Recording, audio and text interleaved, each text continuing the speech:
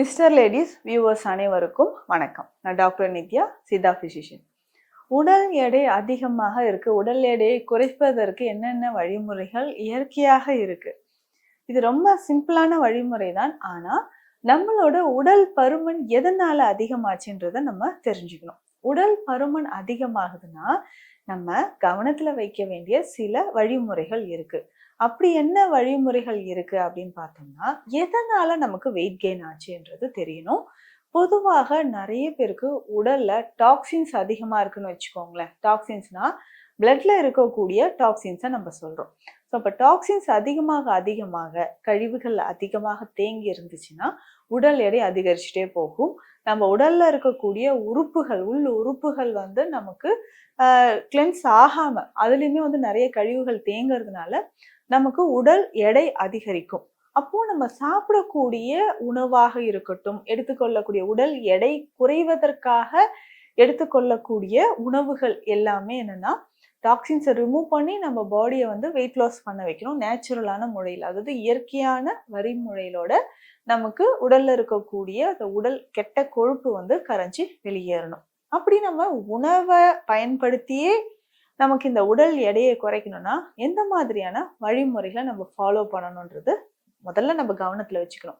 சரி, அப்படின்னா எல்லா உடல் வாகு இருக்கக்கூடியவங்களுக்கும் சிலருக்கு வந்து வாதம் அதிகமா இருந்துச்சுன்னா நீர்க்கோத்து இருக்கும்.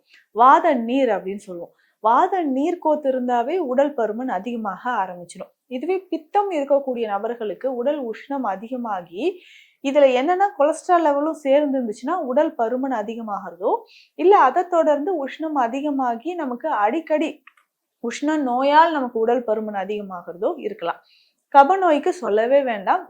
அடிக்கடி உடல்ல நீர் கோக்குறது, தலையில நீர் கோர்த்தல் பிரச்சனை ஏற்படுறது, இந்த மாதிரியான அறிகுறிகள் இருக்கும். அப்போ இந்த மூன்று தேகங்களுக்கும் நமக்கு உடல் எடை எப்படி குறைக்கலாம், அதற்கு ஏற்ற மாதிரியான காலையில நம்ம இதை கண்டிப்பா சாப்பிட்டுக்கிட்டே வரோம்னா உடல் பருமன் நிச்சயமாக குறையும். சில வழிமுறைகளும் நம்ம இதுல ஃபாலோ பண்ணிக்கிறோம். உடல் பருமன் இருந்துச்சுன்னா ஜென்ரலாவே நமக்கு என்னன்னா இந்த வாக்கிங் போறதோ இல்லை சின்ன சின்ன எக்ஸசைஸ் பண்றதோ ரொம்ப ரொம்ப முக்கியம். அப்போ வாக்கிங் போறோம், சின்ன சின்ன எக்ஸசைஸ் பண்றோம்னா இதன் மூலம் நமக்கு உடல் எடை நிச்சயமாக குறைய ஆரம்பிக்கும். இதனோட சேர்ந்து இப்போ காலையில நான் வந்து ஜிம்முக்கு போறேங்க, வாக்கிங் போறேன், எக்ஸசைஸ் பண்றேன், யோகா பண்றேன், இதை முடிச்சுட்டு வந்து இந்த டயட்டை இதோட சேர்த்து நான் சாப்பிடும்பொழுது எனக்கு நல்ல ரிசல்ட் கிடைக்கணும் அப்படின்னா இந்த வழிமுறையை ஃபாலோ பண்ணிக்கோங்க. பொதுவாக வெஜிடபிள்ஸ் நிறைய சாப்பிடக்கூடிய நபர்களுக்கு நம்ம உடல்ல ஸ்டாமினா ரொம்பவே இன்க்ரீஸா இருக்கும். ஏன் அப்படின்னு பார்த்தோம்னா பேலன்ஸ்டான ஒரு டயட் வந்து நமக்கு இதுல கிடைக்க ஆரம்பிச்சிடும். அப்போ பேலன்ஸ்டு டயட் அப்படின்னு சொல்லும்போது அதிகமான கால்சியம் இதுல நமக்கு சேர்ந்திருக்கணும். முக்கியமாக கார்போஹைட்ரேட் டயட்டை கம்மி பண்ணிட்டு ஃபைபர்ஸ் இருக்கக்கூடிய டயட்டை சாப்பிடணும். அப்போ இதுக்கு பெஸ்ட் வந்து வெஜிடபிள்ஸ் தான். சரி, அப்போ இதுல முக்கியமாக நம்ம அதிகமா பயன்படுத்தக்கூடிய ஒரு காய்கறி அப்படின்னு பார்த்தோம்னா மஞ்சள் பூசணி. மஞ்சள் பூசணியை பயன்படுத்தி வெயிட் லாஸ் பண்ணலாமா? நிச்சயமாக பண்ணலாம். அதே மாதிரி இந்த வெள்ளை பூசணியை பயன்படுத்தியும் நமக்கு உடல் எடையை குறைக்கலாம். சரி, இந்த மஞ்சள் பூசணியை நம்ம எப்படி பயன்படுத்தலாம், இதனால் எப்படி நமக்கு உடல் எடை குறையும் அப்படின்றத நம்ம தெரிஞ்சுக்கணும். அதிகமான ஃபைபர், விட்டமின் ஏ நிறைஞ்சிருக்கக்கூடிய ஒரு உணவு வகை தான் இந்த மஞ்சள் பூசணி அப்படின்னு சொல்றோம். இந்த கிளைமேட்ல நமக்கு நிறையவே மஞ்சள் பூசணி கிடைக்கும். இந்த மஞ்சள் பூசணி தோலெல்லாம் எடுத்துட்டு நம்ம இதை தினமும் கிட்டத்தட்ட ஒரு 30 நாட்கள் நம்ம வந்து ரெடி பண்ணி வச்சுக்கோங்க. டெய்லி காலையில ஒரு பவுல் நிறைய இந்த மஞ்சள் பூசணியை நம்ம சாப்பிடணும். இதை எப்படி சாப்பிட்டுட்டு வரணும் அப்படின்னு பார்த்தோம்னா நம்ம சின்ன சின்ன பீசஸா கட் பண்ணி தோல் எல்லாம் எடுத்துட்டு இதை வேக வைக்கணும். எப்படி வேக வைக்கணும்னா தண்ணீர் சேர்க்காம இதை வந்து ஆவியில வேக வைக்கணும். நம்ம வந்து இட்லி பாத்திரத்துல வச்சு நம்ம வேக வைக்கும்போது நல்லாவே நமக்கு இம்ப்ரூவ்மெண்ட் கிடைக்குது அப்படின்னு சொல்லலாம். ஸோ இட்லி பாத்திரத்துலலாம் வச்சுட்டு இதை அப்படி லைட்டா சால்ட், இந்துப்பு கொஞ்சம் லேசா தூவிட்டு வேக வச்சு எடுத்துக்கணும். இதற்கு மேல கொஞ்சம் பெப்பரோ இல்லைன்னா சீரகப்பொடியோ போட்டு ஒரு பவுல்ல சாப்பிடணும். சரி, ஒரு சிலர் என்னன்னா காலையில பிரேக்ஃபாஸ்டோட இதுவும் சாப்பிடலாமா அப்படின்னு கேட்பீங்க. நிச்சயமாக சாப்பிடலாம். இல்லைங்க இது மட்டும் எனக்கு பிரேக்ஃபாஸ்ட் போதும், இது சாப்பிட்டாவே எனக்கு வயிறு நிறைஞ்சிரும்னு சொன்னீங்கன்னா ஓகே, அது மட்டும் எடுத்துக்கலாம். இப்போ மஞ்சள் பூசணி தேவையான அளவுக்கு கிட்டத்தட்ட ஒரு 300 கிராம் அளவுக்கு போதும். ஒவ்வொருத்தரும் இதை நம்ம சாப்பிட்டுக்கணும். இதை சாப்பிட்டுட்டு இது கூட இன்னும் ஒரு விஷயம் நம்ம ஃபாலோ பண்ண வேண்டியிருக்கு. அதுதான் பார்லி கொள்ளு கஷாயம். இந்த பார்லி கொள்ளு கஷாயம் இது ரெண்டும் சேர்த்து கஷாயம் மாதிரி நம்ம ஃபாலோ பண்ணோம்னா நல்ல ஒரு பலன் கிடைக்குது அப்படின்னு சொல்லலாம். இது எப்படி நம்ம எடுத்துக்க போறோம் அப்படின்னா, கொள்ளு கருப்பு கொள்ளா இருந்தா இன்னும் சிறந்தது. கொள்ளு வந்து சம அளவு நம்ம எடுத்துக்கணும். ஒரு 250 கிராம்ஸ் எடுக்கிறோம்னா பார்லியும் ஒரு 250 கிராம்ஸ் எடுத்துக்கணும். இதனோட வந்து பார்த்தோம்னா 100 கிராம் அளவுக்கு சீரகம் எடுத்துக்கணும். 50 கிராம் மிளகு, 10 கிராம் சுக்கு. இந்த காம்பினேஷன்ல எல்லாத்தையுமே நல்லா வறுத்து ஃபைன் பவுடரா பொடி பண்ணி வச்சுக்கணும்.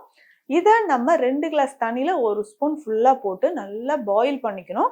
இதோட வேற எதுவுமே சேர்க்கக்கூடாது. இனிப்பு சர்க்கரை சேர்க்கக்கூடாது, பால் சேர்க்கக்கூடாது.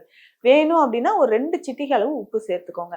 இதை நல்லா பாயில் பண்ணி நம்ம குடிக்க போறோம். ஸோ நம்ம பூசணிக்காய் சாப்பிட்டுட்டோம். ஒரு 200 300 கிராம் அளவுக்கு மஞ்சள் பூசணியை சாப்பிட்டுட்டு இந்த பார்லி கொள்ளு கஷாயத்தையும் குடிக்கணும்.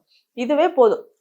காலையில பிரேக்ஃபாஸ்ட் அப்படின்னு சொல்றது இது சாப்பிட்டாவே நமக்கு போதுமானதாக இருக்கும். இதுல முக்கியமான இன்னொரு விஷயம் என்னன்னா, கொலஸ்ட்ரால் லெவல் குறைக்கிறதுக்கு இது ரொம்ப ரொம்ப யூஸ்ஃபுல்லா இருக்கும்.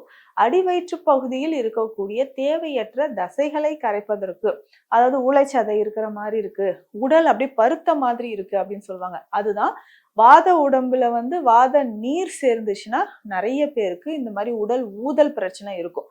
அந்த வாத நீர் எல்லாமே கரையணும், அதே மாதிரி உடல் பருமன் குறையணும் அப்படின்னா இதை நம்ம ஃபாலோ பண்ணிக்கலாம். அப்போ உடல் பருமன் குறையறதுக்கு இதை ஃபாலோ பண்ணோம்னா நிச்சயமான பலன் நமக்கு கிடைக்கும்.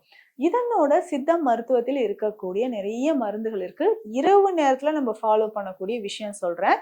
அது எதற்காகனா குடல் பகுதியை சுத்தம் செய்வதற்கு இரவு நேரத்துல நம்ம ஃபாலோ பண்ணக்கூடிய விஷயம். குடல் பகுதியை சுத்தம் பண்ணணும்னா என்ன பண்ணணும்னா நிலவாகை சூரணமோ இல்ல திரிபலா சூரணமோ நம்ம பயன்படுத்தலாம்.